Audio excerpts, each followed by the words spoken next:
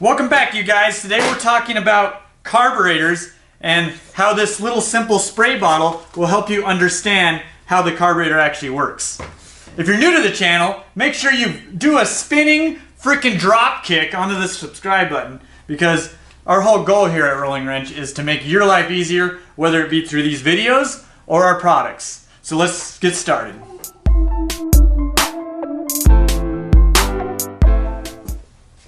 So if you understand how this works, that's step one. Now let me show you how this corresponds to the carburetor. So I want to show you really quick. This is the same type of carburetor that we're going to be looking at. Here's our intake boot. Right, the carburetor plugs right into the engine, and if you notice, the air filter is plugged in there. Here's our choke. Let me come around the side here, and here it is. Looking at the side of the motor, here's your fan. Not all motorcycles and scooters will have the same, but I just want to give you a visual of what we're working with. This is your carburetor. Now that you kind of got a visual and you know how the carburetor plugs in, this is your intake. Fuel comes out of here that is mixed perfectly and goes into your engine. Your air cleaner plugs in on this side. Gas enters in through this little nipple here, which has a cap on it. Pretend this is your gas hose. That plugs in. Gas goes in this nipple and into what this is called the float bowl. Goes into the float bowl. I'm opening this up. It's not screwed in. There's 3 screws that I've already pre-loosened and pulled off just like that. So again, this isn't upside down or anything. This is right, the correct way it needs to be. Gas will fill up in this float bowl. What tells the gas to stop flowing so it doesn't overflow out of here? That'd be your float, this guy. It works just like a flapper in a toilet or a float in a toilet. Now I'm going to flip it upside down. Remember that it sits just upright like this. If I flip it upside down like this, I've got the float. Now I can unscrew this screw here. Think of a toilet, how a toilet works. Most people know how that works. So here is the float. I'm going to pull that out. When I pull that out, there is what you call a needle. A needle, and this is the seat that it sits in. So that little needle right there goes in that hole, which is this nipple. Remember, it goes this way, actually. This is the bottom. Gas goes in and through this hole and starts filling up the float bowl. Once that's full, this needle will stop the fuel flow.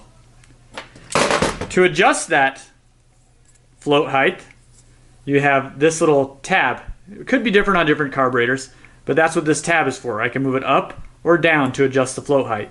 99.9% of the time, you're not going to adjust that at all. So if I mention the words needle and seat, that's the needle and seat. Now a lot of times, if your carburetor is dirty and you get a chunk of something in there, this is like putting your foot in the door. The needle and seat gets stuck, it can't seal, and you just have gas all over the floor.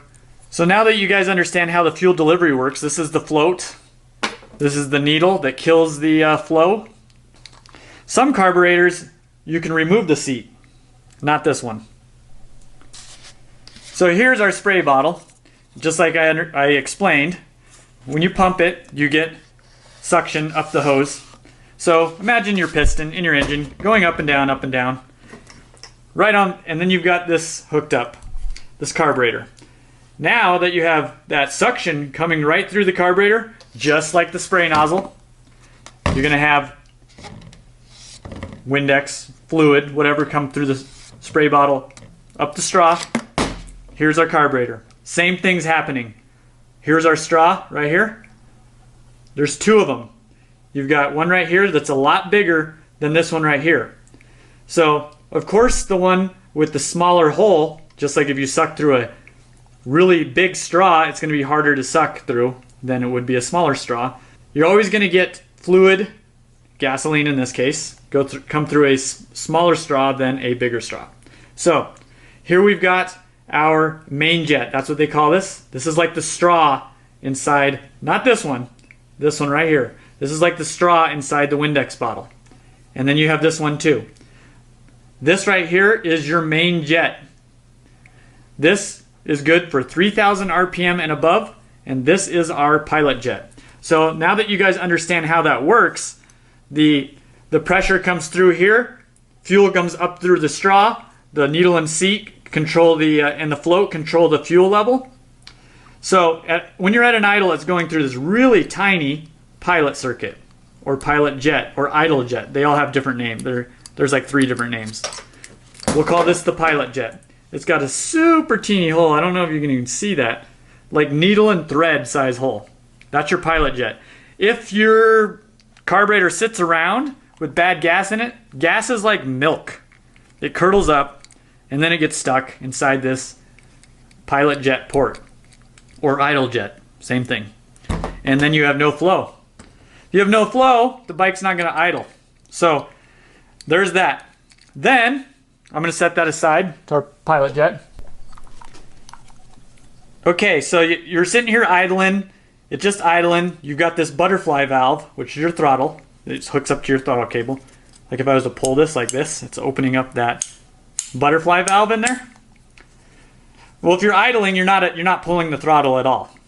It's just idling at 1,000 RPM or less, and it's going through this really tiny hole known as the pilot jet, and it's idling.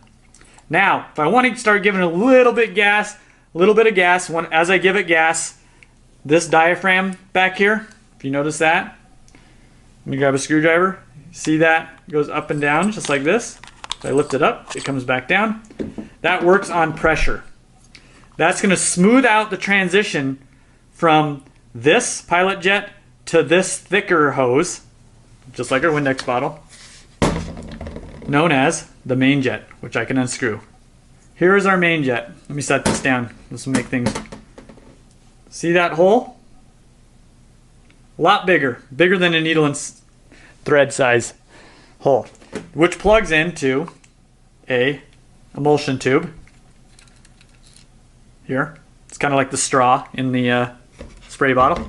I'll set that aside. So that's how the carburetor delivers gas. In order to get more gas or suction through here, I would open the butterfly valve. Remember, the piston's going up and down, up and down, up and down. So if I open this, more air, more suction is going to be drawn through here, and this is known as the jet needle. That needle pokes right through the middle of our main jet and emulsion tube, and this, as that's happening, this needle jet or diaphragm is going up and down to smooth out the transition between the pilot jet and the main jet. So let me open the top of this carburetor. So you guys don't get confused, this is the choke right here. And I just pulled that out. There's some screws in there. And this choke moves up and down just like that electronically. Some of them you pull with a cable to open up more air. Okay, so now I'm going to pull this off of here. That's the diaphragm cap, and then notice there's a spring. That's how it was returning when I push that up. Now, if you have a rip in your diaphragm, here, you can give a little pull or hold it up to the light to see. Then you're not going to get any suction, and this needle or diaphragm is not going to go up and down smoothly or at all. Symptoms of that would be you can't rev it up at all. So no fuel actually comes in contact up here, because remember our float and everything's down here. So I'm just going to pull that out, and I want to show you that needle. That needle, if I flip it upside down and pull the needle out, here it is. If you notice that C-clip attached to the needle, there's a bunch of different grooves. Let's see, there's 1, 2, 3, 4, 5 grooves, and it's right in the middle. Now, this is a way to tune. By moving this clip up or down, you can tune the needle. Remember, that's the transition. That's like the mid-range throttle between the main jet and the pilot jet. All right, back to the pilot circuit. When somebody refers to an air-fuel mixture screw, this right here is a fuel screw. The reason I know that is because it's closer. Remember, this is our air filter side of the carburetor. This is our engine side of the carburetor. And almost always, the fuel screw is going to be on the engine side. If this screw was somehow built in over on this side, that would be an air screw. The other way to identify that is, so you see that O-ring come off? See how pointy that is? If they're really pointy like that, it's definitely a fuel screw. If it's a rounded tip, it's going to be an air screw. So I'll set that aside. What does the air fuel screw do? So if you notice, I don't know if you can see this, but this is where it screws in right here. You can kind of see the little junction go into our little pilot circuit right here. So what you're doing as you're loosening that screw out, you're increasing more fuel through this pilot circuit, known as the pilot jet or idle jet. If you screw it in, then it's going to do the opposite. Every carburetor is going to have a spec. Basically, if you're at, just to make things simple, if you're at sea level, your elevation is at sea level, then screw this in, lightly seat it. Don't ever crank this one down. If you do, you're going to have big problems. Lightly seat it and back it out 2 turns. If you're a mile above sea level, do 2.5 turns. That's just quick and easy. But if you get in your manual, it'll tell you exactly where it's set from factory. If it says 2.5 turns, that means lightly seated and back it out 2.5 turns. So we have a pretty bare carburetor at this point. So now let me go back so you can identify all of the parts. Keep in mind, this is called the throttle body. And there's one more thing I need to go over with. If I screw this down, or I can just install it for now, but as I pull the throttle, you know your cable's attached to this, I pull the throttle. Do you see that little lever moving up and down? Well, I'll go around just like this. Let me flip it back. See that? It's pushing down just right there. If I do that, there's going to be gas in this float, and it's going to spray right out of here, just like the Windex bottle. Just like the Windex bottle. So that's known as an accelerator pump. So if I give it full throttle like that, you're going to get a little bit of spray, and it's going to spray directly into our intake, just like this. I have the float bowl off. See, if I squeeze just like that, you got gas that's going to come straight through here, up this little channel here, out this nozzle. That's your accelerator pump. Most of the time, they're not adjustable. And the reason why you have that is you can use that for cold starts. Pump it, pump it, pump it. When you pump it, it's spraying, spraying, spraying. And then you're going to start easier. And the other thing is when you give it a bunch of gas, it just needs that extra amount of fuel to give that acceleration so that it doesn't lean out, which would be not enough fuel. Okay, let's quickly go over this so you understand 100%. The pilot jet, which looks like this. Some of them look different. It's got a tiny, tiny little hole. If your bike won't idle and it only runs on the choke, you need to clean this guy. This is good for 1,000 RPM and below, about a quarter throttle. No more than that. That's what this circuit is. So if you're having any type of idling issues or anything a quarter throttle or less, take a look at this pilot jet.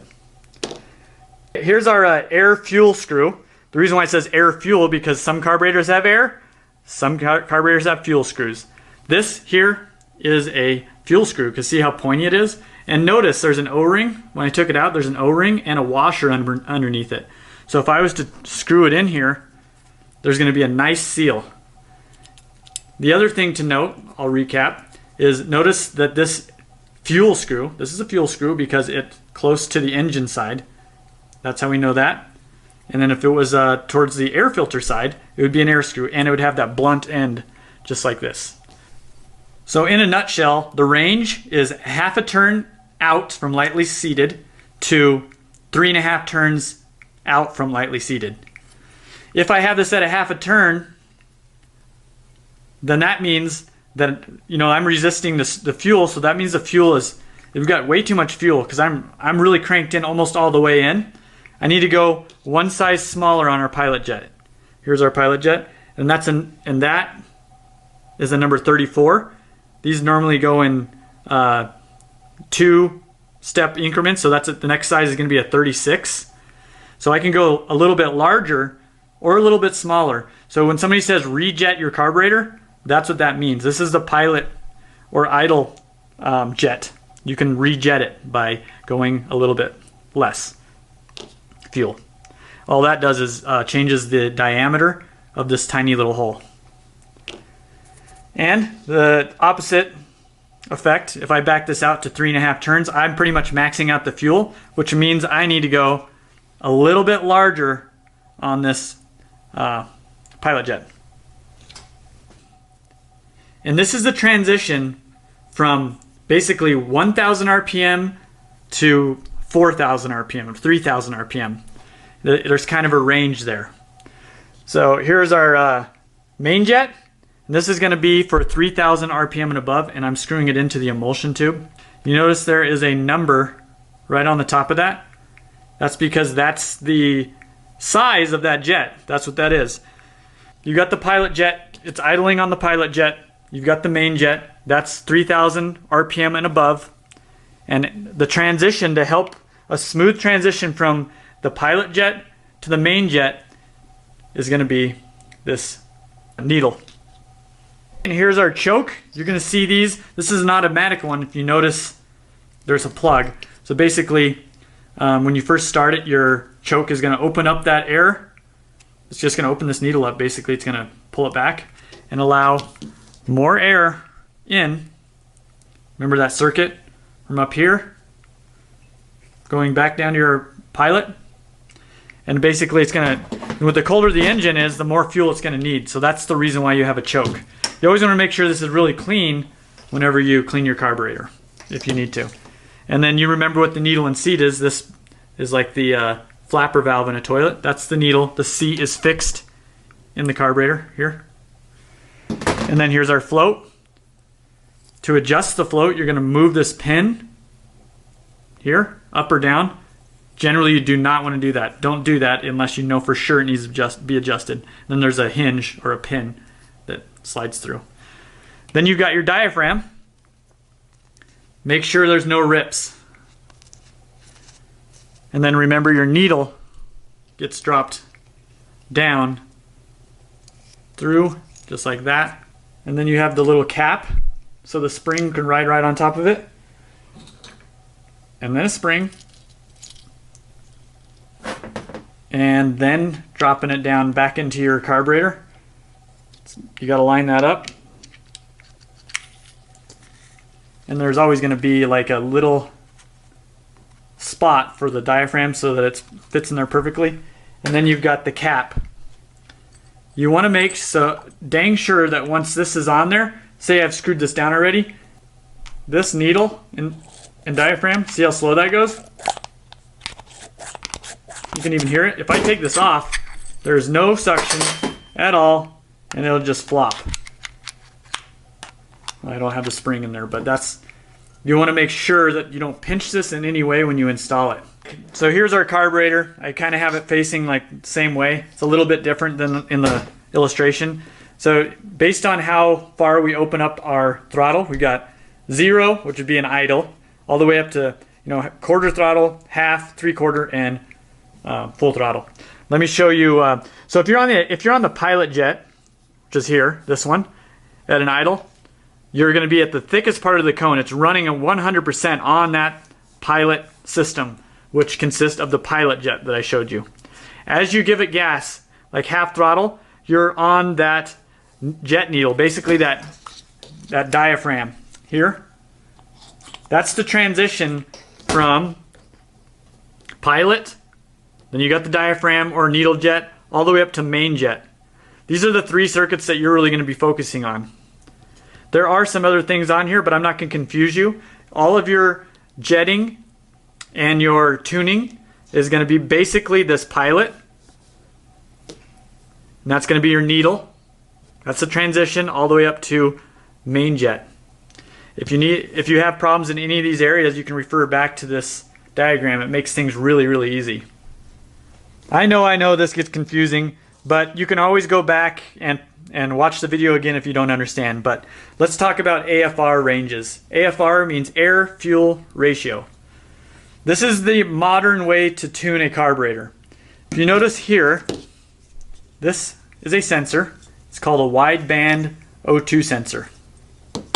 What this does is this screws into your exhaust system, and this sensor will sniff your exhaust and spit out a number, which will come out on this gauge, which range from, basically, this is your range. You're going to go, this is your operating range for running. So as your bike is running, this gauge is going to show a number. Stoic is chemically ideal. This is like if you have a car from the factory or a motorcycle or whatever, this is going to be set normally to 14.7. That's the way it's going to run perfect across the board. Now, if you were at more like 11.5, which is more fuel, you're going to run even better. Like that's for performance. So when you send like your ECU out or have somebody rejet it for performance, their number is anywhere from 11.5 to 13.3 for performance.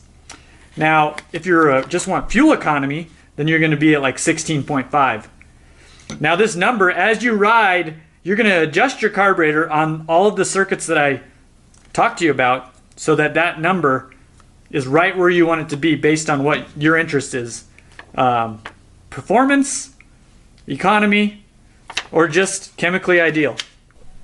All right, now that you know what AFR ranges are, I can explain rich condition and lean condition.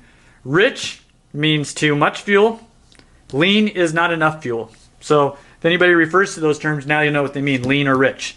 A rich condition, if you go to give it a bunch of gas and it smells like fuel right out of the exhaust, it's really lethargic and it's just not, it's not going, you just blah. It's going to be a rich symptoms. Sooty pipe, or if you pull your spark plug out and look at the tip, it's going to be really black and sooty. And it's going to really smell like fuel. You could even smell the spark plug. It's going to be, that's a rich condition. Now lean, your engine is going to be really hot. If you have a temperature gauge, it's going to be hotter than normal. You're going to get detonation or pinging. You could look that up online to get a sound. You'll hear the detonation and the pinging in the engine. And then you're just going to get a lot of hesitation, like doot, doot, doot, doot, doot, doot, as you give it gas. So those are the kind of the two. The biggest way to tell is you'll just pull that plug. It'll be really black.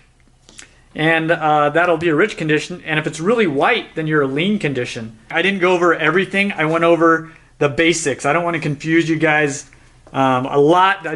You can totally get by with what I just taught you, and you're going to want to pick up a nice little jet kit. Come with a bunch of different jets, so you can tune that carburetor, because you've got to deal with the main jet circuit, the pilot jet circuit, and then you can move that needle around for the transition. And remember, if you have a rough idle, you can always adjust that air fuel screw.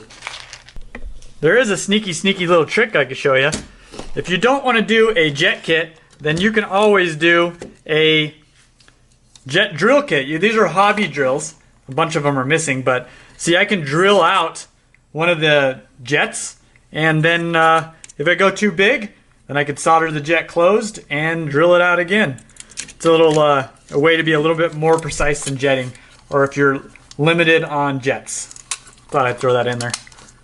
All right, you guys, well, that in a nutshell is carburetor tuning. I do have a really good write-up that I did on the website. I'll post it down in the description. It'll help you even more, especially for high altitude jetting. Like say if you're at sea level in California and you come to Colorado, you're going to want to rejet your carburetor. So go ahead and head over there. Give this video a thumbs up. I appreciate you guys watching, and we'll see you in the next video.